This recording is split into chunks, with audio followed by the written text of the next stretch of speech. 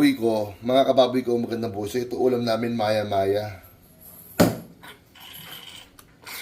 Ito bumaon na. Chinap ko kasi masyadong malaki.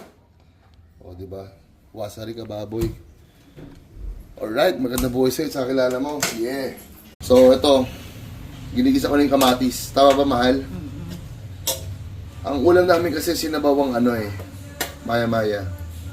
Ang sikreto ko dyan, durugin ang kamatis para luminamnam ang lasa, mga kababoy ko dyan. Alright?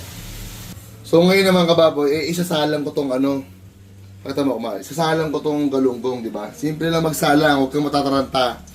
O, ganyan lang, relax ka lang. Pause mo na mahal. So habang nagpiprito ko ng galunggong, nahalo-halo ko to. Take note kababoy, mahal, pakita mo.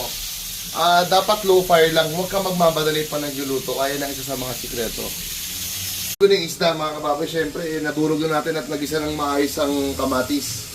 Dahan-dahan lang, huwag kang magmamadali, palagi mong tatandaan, hindi binamadali ang lahat ng bagay, lalo-lalo na sa pagluluto, para masarap, di ba kababoy? O, tapos mo na yung mahal. So lalagyan ko na siya ng tubig, syempre sinabawang kamatis nga di ba? Mga 3 mangkok. Pause mo muna mahal, kuha pa.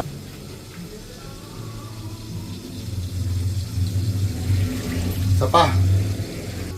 O, ano lasa ng luto ko, mahal?